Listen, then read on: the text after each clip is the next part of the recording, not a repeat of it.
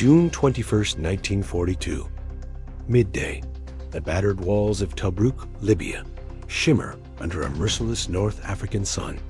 Dust chokes the air as Panzer III tanks of the 5th 10th Panzer Division rumble forward, their tracks grinding over shattered concrete and spent shell casings. You could almost taste the metallic tang of gunpowder mixed with the salty sweat dripping from your brow. A young Lieutenant Helmut von Leipzig wipes his grimy face with a rag that was once white, his eyes widening as the first warehouse doors creak open under the force of crowbars wielded by exhausted infantrymen. Inside, the revelation hits like a sandstorm. Crates upon crates, stacked to the ceiling, American-made jerry cans brimming with high-octane fuel, tins of bully beef, and Spam piled in endless rows, ammunition boxes labeled in English, their contents gleaming with fresh oil. The men of the Afrika Korps, gaunt from months of rationed biscuits and watered-down ersatz coffee, freeze for a moment. Then, chaos erupts in jubilant shouts. "Mein Gott, look at this!" One Jeff Rider yells, ripping open a box to reveal chocolate bars and cigarettes, luxuries unseen since the fatherland.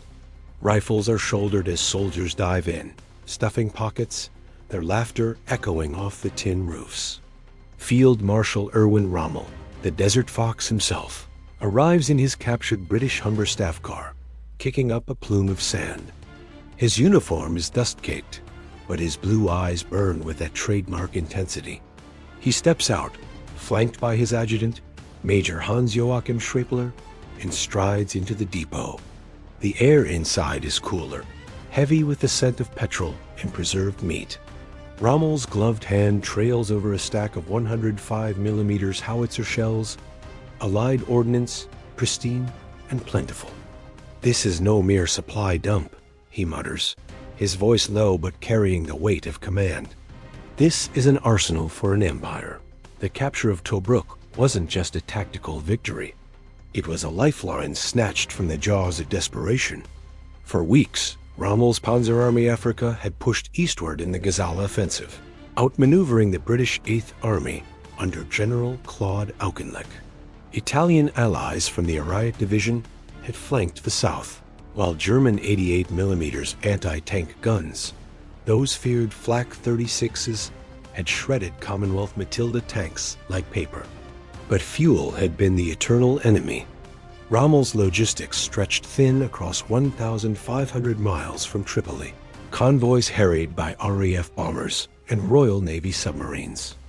Now here it was, over 2 million gallons of gasoline, enough to propel his armored divisions straight to the Nile. As the sun dips lower, casting long shadows over the harbor, where burning oil tanks belch black smoke into the sky, Rommel watches his mechanics siphon the captured fuel into thirsty panzers. Engines roar back to life, no longer sputtering on fumes. Soldiers feast on American rations, real corned beef, not the stringy goat meat they'd scavenged. Morale soars. Whispers of Cairo and Alexandria ripple through the ranks. But Rommel's face remains etched with caution. He turns to Schrapler, the two men stepping aside from the frenzy. "This bounty," Rommel says, gesturing at the endless supplies, "it's a double-edged sword. We've taken their blood, but what does it say about their veins?" The advance presses on. By nightfall, scout cars of the 90th Light Division race ahead, kicking up rooster tails of sand toward Mersa Matruh. The men dream of victory parades, but Rommel knows the desert hides more than mirages. How long can this windfall last? And what horrors await when the Allies regroup? July 1st, 1942. Dawn, 60 miles west of El Alamein. The temperature is already pushing 110 degrees Fahrenheit, and the air above the desert floor ripples like water over a fire. A column of Panzer IV Specials, the long-barreled AUSF F2S, rolls east on fuel stolen from the British at Tobruk and from the Americans at a dozen smaller dumps in between. Their Maybach engines purr instead of cough. For the first time in months, Rommel's panzers are not counting every letter. They are drinking like drunkards at an open bar. You stand with Oberst Fritz Bayerlein, Rommel's chief of staff, on a low ridge watching the Steel River flow past. Bayerlein lights a captured Lucky Strike, inhales deeply, and laughs, an actual, unguarded laugh. Do you know what the men are calling this offensive now? He asks. The American War. Everything we shoot, eat, or burn was paid for by Roosevelt. Below, a half-track towing a 50mm Pak 38 stops. The crew leaps out, tears open crates marked U.S. Army Quartermaster Course, and tosses cans of peaches in heavy syrup to grinning Lancers. One soldier holds up a tin of Spam like it's the Holy Grail. Another finds a case of Coca-Cola, warm, but still liquid heaven. A shout goes up, "Prost, Uncle Sam!" Rommel himself appears shortly after, standing in the open cupola of his command vehicle, the famous Mammoth, a captured British Dorchester, armored command truck now flying the Afrika Korps palm tree swastika. His goggles are pushed up on his dust-caked forehead. He is thinner than he was in France 2 years ago, cheekbones sharp, eyes sunken from malaria and sleepless nights. Yet the men still cheer when they see him. The Desert Fox waves once, almost embarrassed by the adulation, and motions Bayerlein over. They speak quietly while the column refuels. You are close enough to catch fragments on the hot wind. 5,000 tons of stores at Tobruk alone, Bayerlein reports, gesturing at a clipboard. 2 million rations, 1.5 million gallons of petrol, 2,000 vehicles we can repair or cannibalize. Rommel nods, but his gaze drifts east toward the haze that hides the British positions. And how much of it reaches us next month? His voice is soft, almost resigned.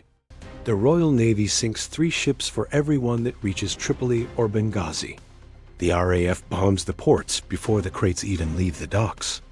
Bayerlein starts to answer, but Rommel cuts him off. Fritz, look at this. He kicks a wooden crate stamped, "Made in Detroit, 1941. Inside, brand new 75mm shells for the American Grant. Tanks, shells that will now be fired back at the Grants by German guns. They lose a fortress and 8,000 prisoners, and 2 weeks later, their forward depots are fuller than before. We capture their supplies, and it still feels like we are the ones being fed." A brief silence. The only sound is the clatter of fuel cans and the distant bark of a motorcycle dispatch rider. Rommel climbs down from the Mammoth, lights one of his rare cigarettes, and stares at the horizon. "Do you understand what we have seen?" He says, almost to himself, "This is not a campaign anymore. It is an arithmetic problem we cannot solve. They have factories working 3 shifts on the other side of an ocean we cannot cross. We have courage, and captured petrol that will run out in 200 kilometers. Bayerlein tries to protest, something about Italian reinforcements, about new Tiger tanks coming. Rommel just shakes his head. "Write it in the war diary tonight," he orders quietly. "Tell Berlin exactly what we found. Tell them the enemy can lose an army and still be stronger next month. And tell them the Panzer Army Africa has perhaps one more throw of the dice." He turns away, the cigarette trembling slightly between his fingers. Far to the east, beyond the heat shimmer, Bernard Montgomery has just taken command of the 8th Army. Fresh convoys are already unloading at Suez. More American tanks, more fuel, more of everything. The desert itself seems to hold its breath. How much farther can stolen abundance carry the Desert Fox before the bill comes due? July 5th, 1942. Late evening. A fly-infested command tent near the ruins of an Italian fort, 30 miles short of El Alamein. The temperature has finally dropped below 100 degrees Fahrenheit, but the canvas walls still radiate the day's furnace heat. A single petrol lamp hisses, throwing long shadows across maps spread like autopsy photographs on the folding table. Erwin Rommel sits alone, jacket unbuttoned, collar open, a damp towel around his neck. Malaria has him again, shivering 1 minute, burning the next. A half-empty bottle of captured Johnny Walker stands beside an untouched plate of cold spam and peaches. Outside, the camp is quieter than it has been in weeks. The men are drunk on American whiskey and the illusion of victory, but inside the tent, the desert fox is sober in every sense. He flips through a thick sheaf of aerial reconnaissance photographs taken that afternoon by Alone. Rue 88 flying at 25,000 feet. The prints are still warm from the darkroom truck. Rommel's finger traces the coastline east of El Alamein. Row upon row of white specks. Hundreds of ships unloading at Alexandria and Suez. Convoys stretching back across the Red Sea. Another photograph shows the rail line from Suez to the front. Flat cars loaded with brand new Sherman tanks still wearing Detroit factory paint. A third image reveals a new dump west of Alamein itself. Tens of thousands of jerry cans, ammunition pyramids, field hospitals under canvas the size of small towns. Rommel exhales, a sound almost like a groan. The tent flap opens. Oberstarst Professor Dr. Horst Horster, the Army's senior surgeon, steps in with a syringe of quinine. Rommel waves him away without looking up. Horster hesitates, then places a fresh intelligence intercept on the table and leaves without a word. It is a decoded British signal. Priority, most secret, dated 2 days earlier. Rommel reads it once, then again, slower. Convoy WS-19 arrived Suez intact. 318 crated vehicles, including 252 M4 Sherman tanks. 4.2 million gallons aviation spirit. 90,000 tons general stores. Further convoys August and September will double monthly throughput. Rommel sets the sheet down carefully, as if it might explode. He reaches for a signal pad and begins writing in his tight, angular hand. Not a battle order this time, but a private letter to his wife Lucy, the one person he never lies to. My dearest Lou, tonight I have seen the future. And it is American? We are living on borrowed time and borrowed gasoline. Every liter we burn was manufactured in a country that has not yet begun to fight in earnest. Their factories work day and night, untouched by bombs. Ours burn. Their ships cross oceans unmolested. Ours are hunted like rabbits. I have captured more supplies in the last month than the entire Wehrmacht received from home in the last 6. And still it is not enough, because next month they will simply send more. And the month after that, still more. We can win battles, Lou. We can take Cairo, perhaps even the oil fields. But we cannot win the war that is fought in shipyards and steel mills 10,000 kilometers away. I fear the men do not yet understand this. They cheer because their bellies are full tonight. Tomorrow the cans will be empty, and the Royal Navy will still rule the sea. Forgive me if I sound defeated. I am only clear-sighted. Your Irwin. He folds the letter, seals it, and hands it to a waiting dispatch rider with instructions that it must go by air, no matter the risk. Then he stands, sways for a moment as the fever spikes, and walks out into the moonlight. The desert is silver and silent.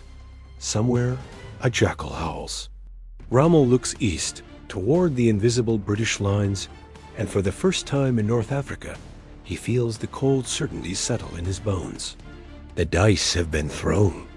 They are already bouncing across the table. And the house, an enormous house on the other side of the Atlantic, never loses. Behind him, in the tent, the lamp flickers and dies. How does a commander fight on when he already knows the ending? July 13th, 1942, 3:45. Ruisat Ridge, First Battle of El Alamein. The night is black ink, dark, moonless, the kind of darkness that swallows sound and hope.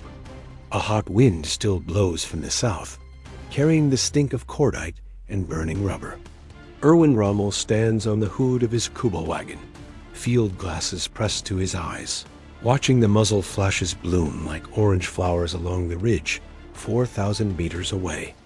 The 15th Panzer and the 21st Panzer are attacking again.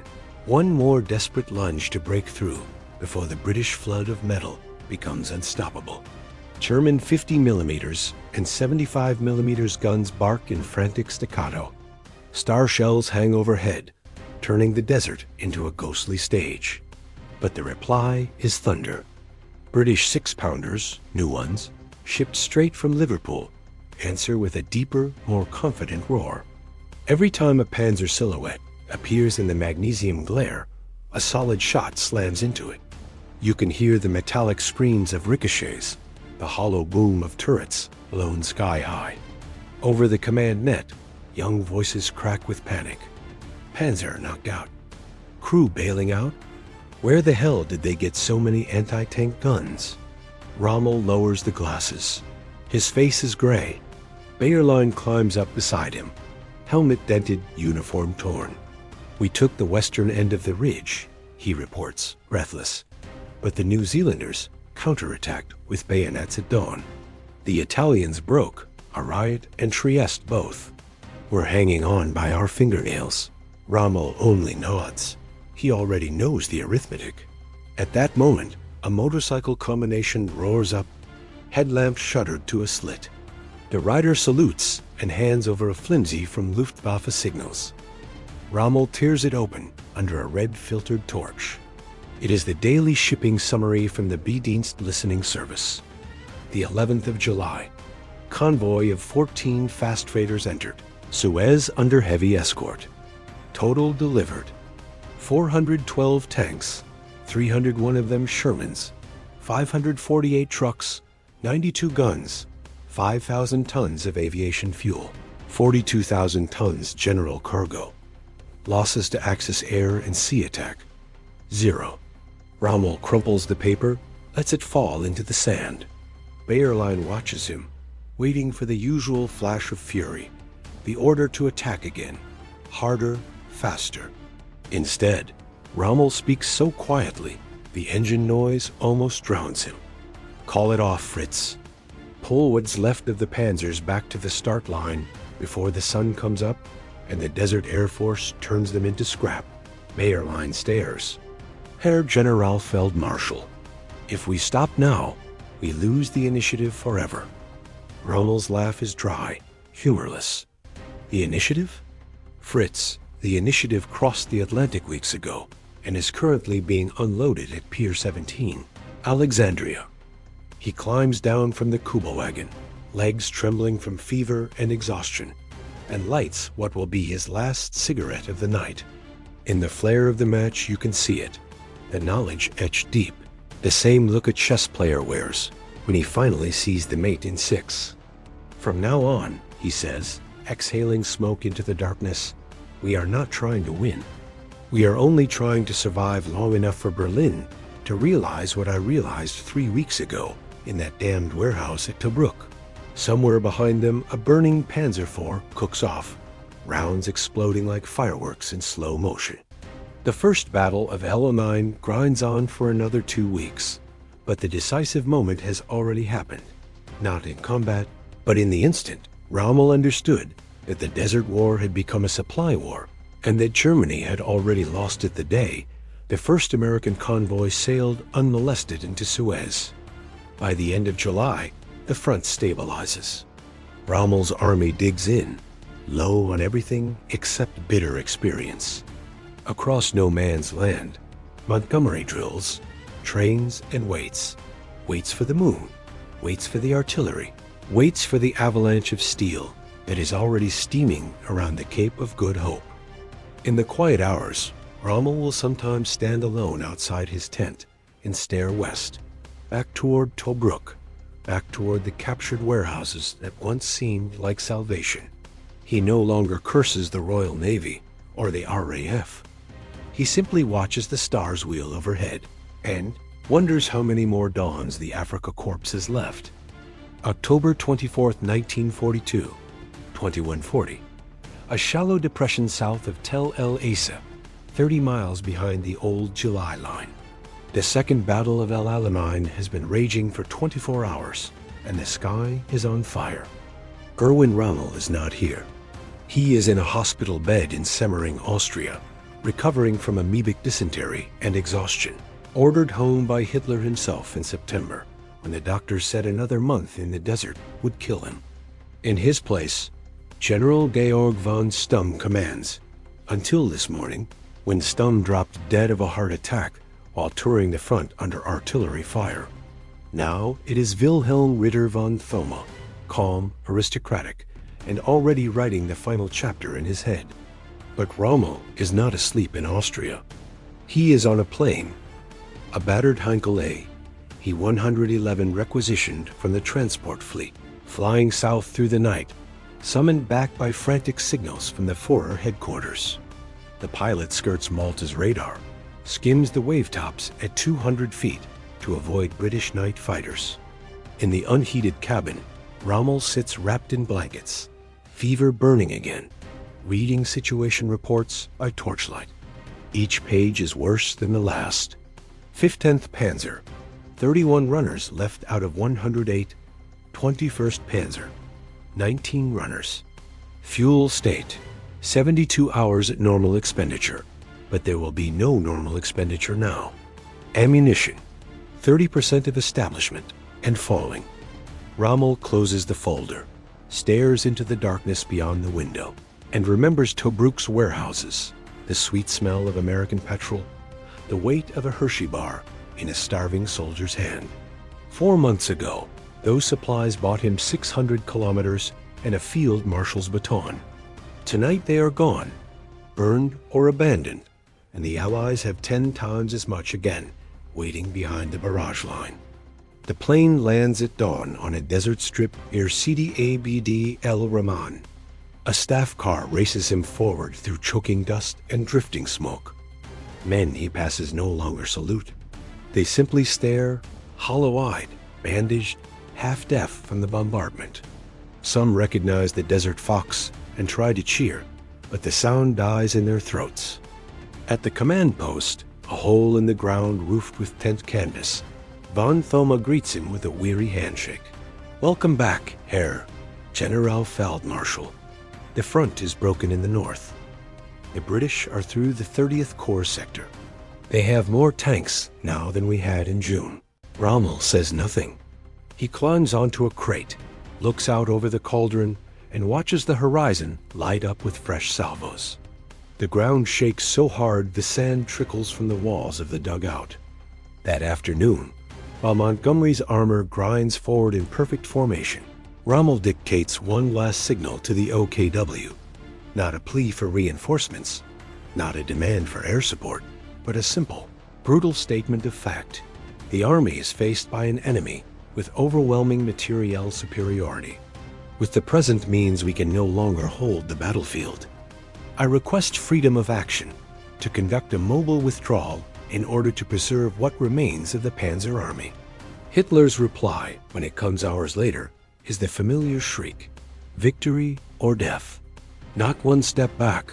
Rommel folds the message, slips it into his pocket, and quietly orders the first units to begin pulling back anyway. Over the next 10 days, the Afrika Korps dies by inches. At El Alamein on the Fuka escarpment, along the Via Balbia. Panzers are abandoned when the last captured gallon runs dry. Men march west on bleeding feet, carrying their wounded, pursued by an enemy who never seems to run out of anything. On November 4th, 1942, Rommel stands on a dune near Mersa Matruh and watches the rearguard blow up the last serviceable 88mm gun for lack of prime movers to tow it. Behind him, the Mediterranean glitters, indifferent. He takes out a small notebook, tears out a blank page, and writes a single sentence in pencil. We began the campaign by living off the enemy's abundance. We ended starved in the middle of the same abundance, because the enemy's abundance never ends. He folds the paper once, tucks it into the breast pocket of his faded greatcoat, the pocket over his heart, and never speaks of it again. 2 days later, the first American landing craft touched the beaches at Algiers and Oran. Torchlights flare across Morocco and Algeria. The ring closes. The Desert Fox turns west, toward Tunisia, toward 150,000 more kilometers of retreat, that will end only in a Normandy cellar 2 years later. Behind him, the desert wind already begins to bury the burned-out wrecks, the empty ration tins, and the bones of the army that once believed it could conquer the world on borrowed gasoline.